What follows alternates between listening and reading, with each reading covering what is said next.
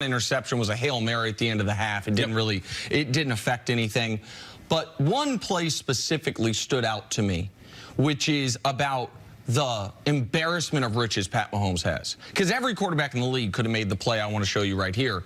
It ended up being a 50-yard touchdown pass, but a little misdirection that you don't see, and then Kareem Hunt makes two guys miss and reminds you he was the rushing champ last year. Like, the fact that the Chiefs, they have Tyreek Hill, they have Travis Kelce, they have Sammy Watkins, and their best player, their best offensive player might be this guy.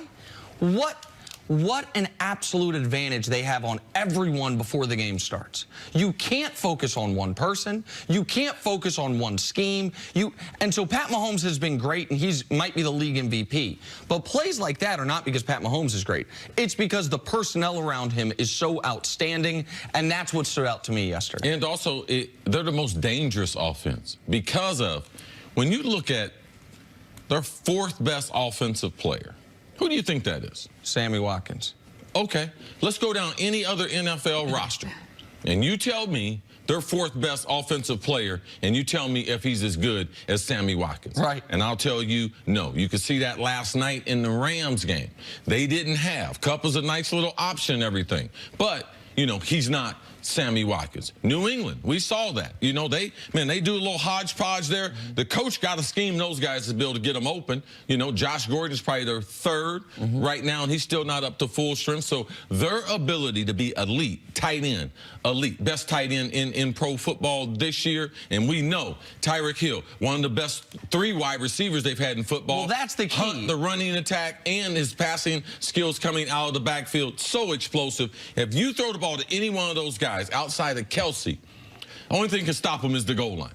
You know, they can score almost anywhere on the field. If you said the fourth best is Watkins, but if you just go to their top three weapons outside of the quarterback, running back, tight end, wide receiver, all of them are in the discussion for best in the league this year. Yes. They might not be at the top of the list, but Kareem Hunt has been one of the three best running backs this year. Kelce's been one of the three best tight ends. Tyreek Hill's been one of the three best wide receivers.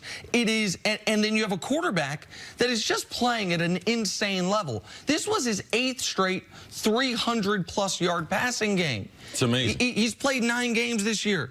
He's got 29 touchdowns. He's on pace for over 5,000 yards. Even in today's NFL, these are insane numbers Pat Mahomes is putting up. So with all that being said, what, if anything, can hold this team back? It's their defense. It's their defense and also penalties.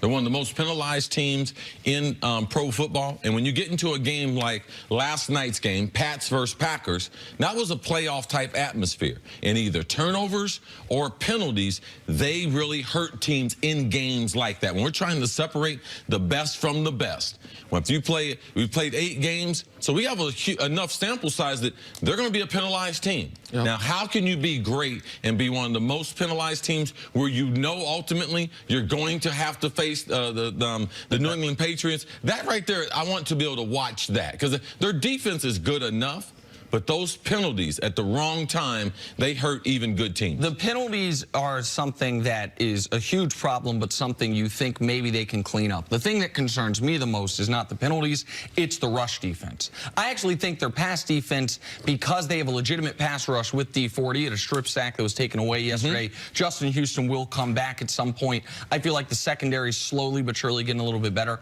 But that rush defense, the only reason the Browns didn't gash them more was because they were down so much early that they felt they had to throw the football.